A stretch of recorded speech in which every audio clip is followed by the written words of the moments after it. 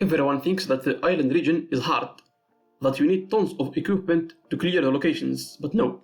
I have been playing the new update for a while now, and I have figured out the best and most efficient way to play in the new island region. Make sure to subscribe to the channel, leave a like and comment, enjoy the video. Let's just get straight into it. The locations we will be farming are the sand quarry and the old mine. You can get everything you need from just these two locations. The dead island is not worth it, as you will have to use too much anti-spore equipment. Because from the sand quarry and the old mine you can get most of the resources needed.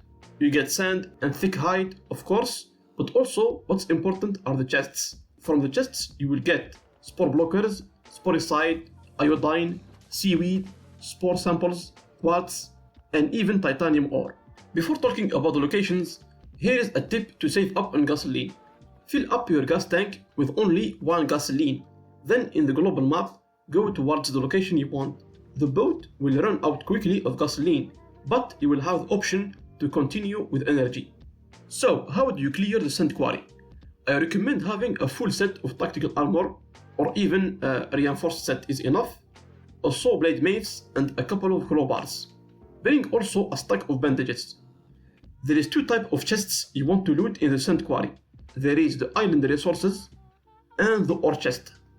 The island resources will contain spore blockers, sporicide, iodine, and so on. While the ore chest will contain quartz and titanium ore. The island resource chest can be in two positions. The first is to the bottom side of the sand quarry. There is this big rock beside the chest. Second position is going to be to the top side of the sand quarry, between these two rocks. Then there is also this bonus chest that is worth looting here. Then for the ore chest, the first position is this chest by the shore.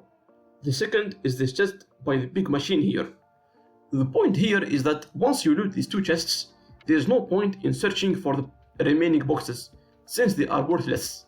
Of course, you can continue farming for sand and thick hide, but if you are just going for the loot in the chest, just follow the strategy I show on the screen.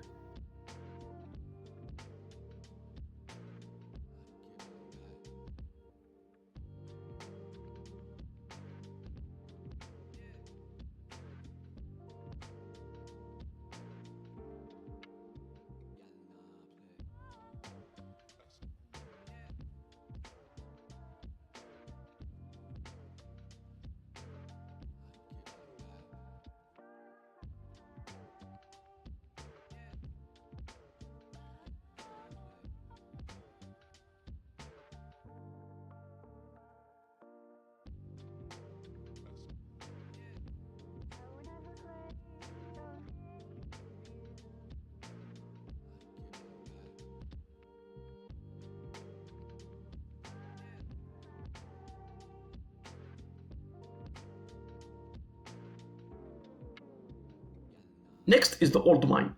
Now to be able to enter the location, you will have to have a spore protection of 10. To achieve that, you only need to craft the enhanced anti-spore jacket. Before explaining how to clear the old mine, I want to explain a trick I found that makes clearing the old mine much more efficient. With the enhanced anti-spore jacket, you will be able to freely walk in the old mine without taking any damage. But if you replace the anti-spore jacket with any armor, the spore meter will appear on your head. The thing is, it is super slow. You have time to walk around and fight zombies, and at the end, just before it turns red, you can equip the enhanced anti-spore jacket and the spore meter will decrease all the way back to 0. So basically, you can use your strategy to save on the durability of the jacket so that you can explore even more locations. This is an example of how you would usually use it. First, you need to get close to a spore zombie. Make sure that only one zombie will attack you. No more than one zombie at a time. Then quickly equip your tactical armor. The spore meter will appear. Sneak attack the spore zombie and finish him with katanas. And then quickly equip your enhanced anti-spore jacket. This way, the spore meter will decrease to 0 and you will have no problem. Then repeat with every zombie possible. It works with the normal spore zombies, but also with wolves as well.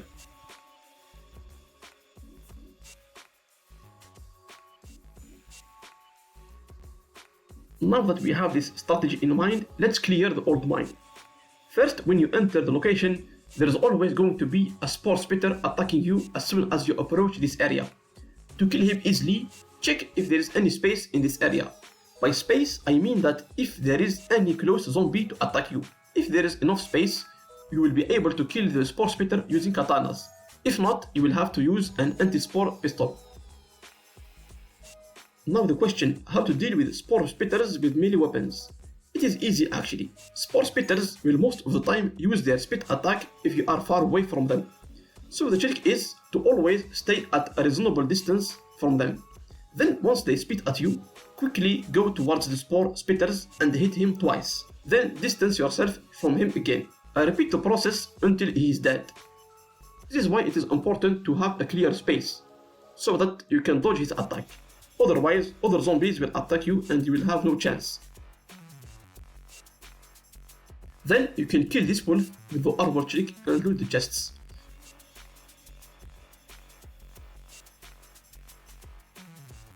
This is usually where you find the good loot of the location. Continue using the armor trick on other zombies.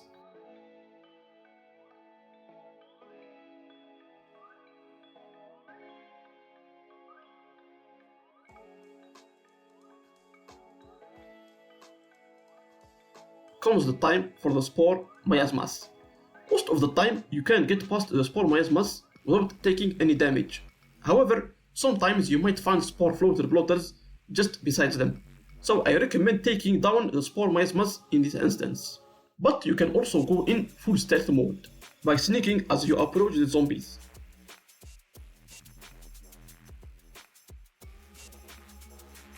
However, this is a bit risky, since when you are in this area of the map, spore spitters will usually charge at you from inside the cave.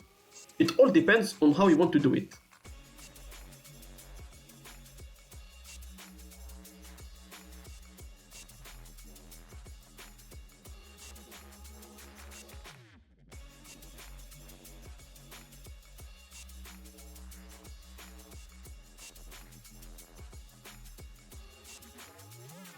Now, once inside the cave, go in sneak mode so that you can kill this spore spitter here. Make sure to always try to sneak before entering the cave, because the spore spitters will spot you from far away.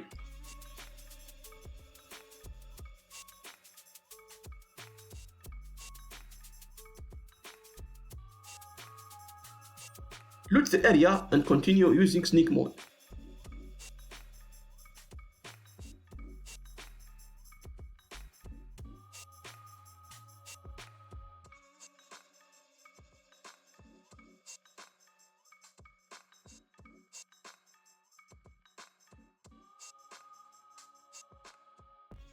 In this location, there is usually one spore spitter and one normal spore zombie.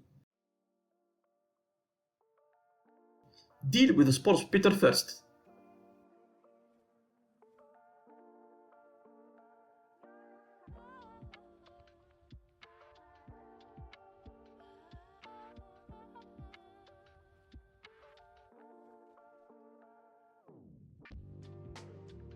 Then, here at the end of the cave, usually you can sneak around both the spore floater bloater and the wolf.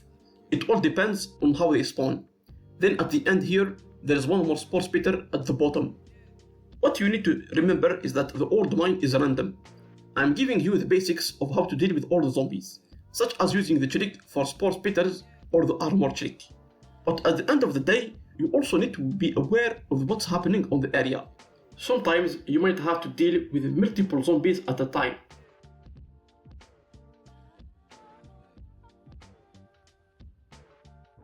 Sometimes you might need to find sneaky ways of dodging zombies.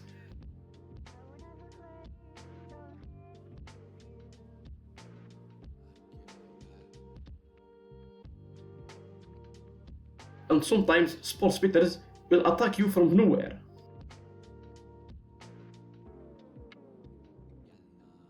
All in all, you have to be careful, quick, and thinking fast. The question you must have is it worth doing all of this? The answer is yes. These are the results of clearing the old mine and the sand quarry 5 times. Seaweed, spore samples, thick hide, halite, quartz, titanium ore, you name it. And all of this, I only used half durability of my enhanced spore jacket and one anti-spore pistol. Plus, I was a bit unlucky this time with chests. For you might get luckier and get a chest like this one. And yes, this is from the sand quarry. So imagine now if you are more careful than me, you would probably get tons of loot and you wouldn't use as much anti-spore equipment. Before ending the video, here is an example of how you would start farming in these locations.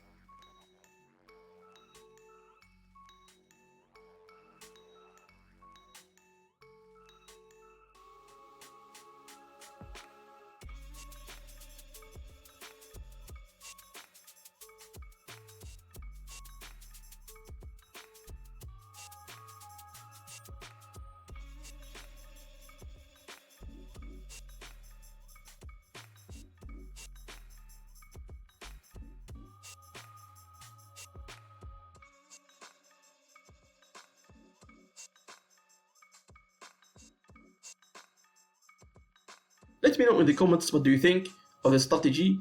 Be sure to subscribe. Thanks for watching and bye bye.